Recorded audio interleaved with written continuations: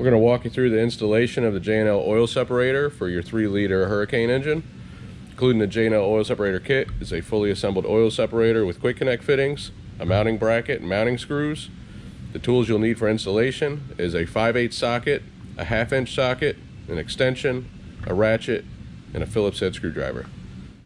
Our first step is we need to remove our engine cover. The cover is secured with a few rubber grommets that will simply pull up and out, but there is one nut that is in the center of the cover. You can see that there, it's 13 millimeters, so we'll need to remove that first.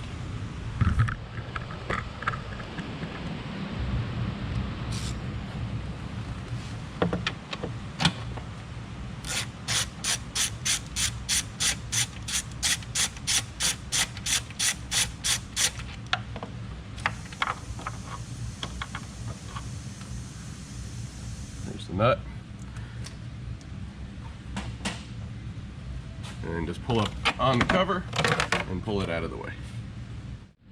Next, we're going to locate our factory PCV line, which is this little horseshoe line here. It has two different style connectors on it. This white one here, it's got a single push button to release, so you press this button in and pull up on this fitting. It is tight. And then this other fitting has two red buttons. It's got one on each side. That one you're going to have to squeeze both and pull up. First one I'm going to remove is this white one here.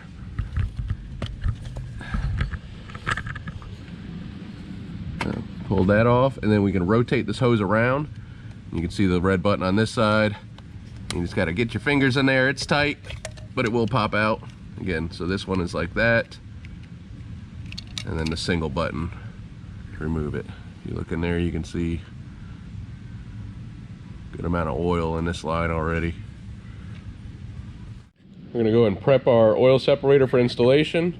So take your mounting bracket. You'll notice that there's a J&L logo on both of them. Just align the two logos, and then use the supplied screws to fasten the bracket to the oil separator.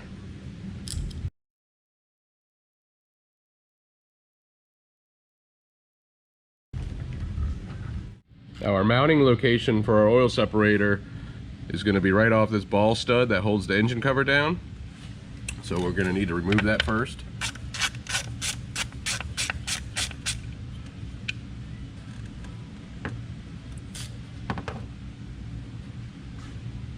And then we're going to take our oil separator assembly, and we're actually going to feed our hoses in first. So we have the hose here on the right, and a hose on the left.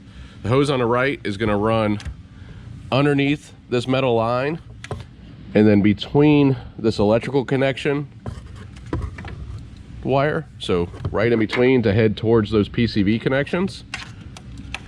And then the line on the left is going to also go under this line, the metal line here. It's a coolant line, and we're just going to feed our hoses over there for now.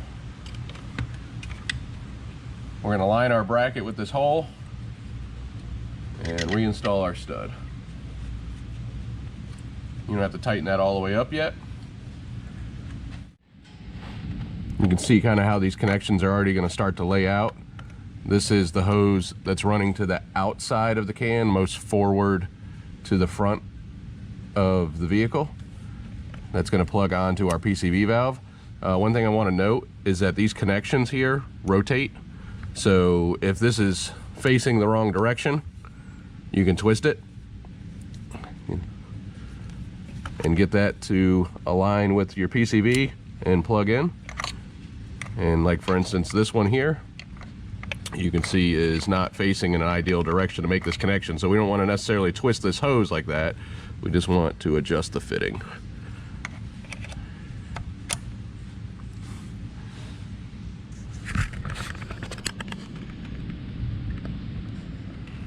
Again, this line to the intake manifold is our clean side line. This is the one that's running through this connection here, underneath the line to the C side of the oil separator, and then the other line, the O side, is running underneath this coolant line and right down to our PCV. Catch can's still loose because we just need to snug up this bolt. use common sense when tightening this bolt. It's just going into plastic. This only needs to be tight enough to secure our assembly. As you can see, it's pretty rigid already with the short bracket. So I'm just going to square this up and give it, I don't know, not even a quarter of a turn. Just enough that the catch can isn't sliding back and forth. It is nice and secure. Now we're going to reinstall our engine cover. You'll notice in the back of the engine, there's a bracket with a rubber grommet in it that has a circle. That is for the back of the cover. There's a stud. So you need to align that first to get this cover to slide into place.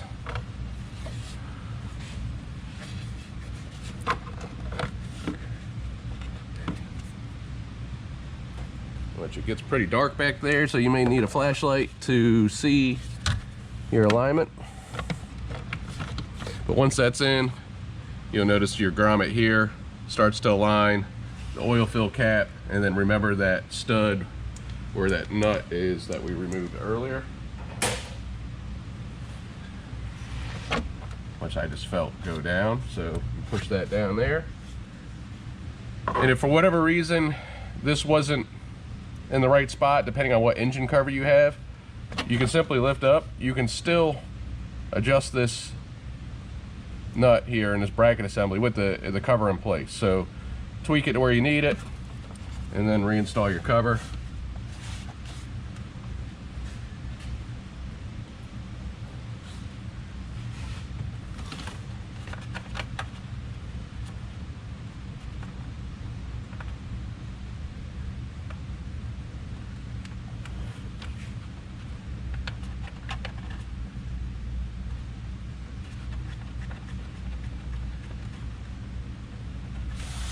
And then you'll just need to snug your engine cover nut up.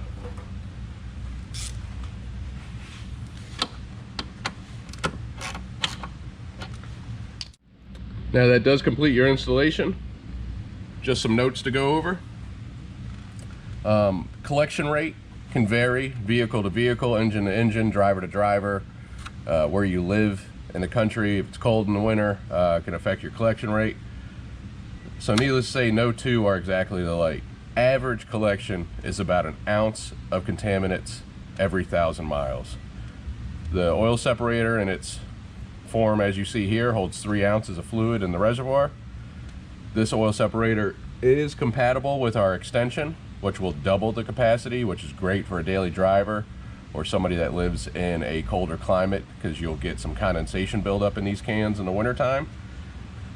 So what we recommend you do is, after you install it, drive it 1,000 miles and check it, and that'll give you a good idea of how much yours is filling. And then obviously, if conditions change, atmospheric conditions, check it more frequently in the winter months. Well, that's all that's to it. If you have any questions, please reach out, shoot us an email, give us a call, and we'll see you on the next one.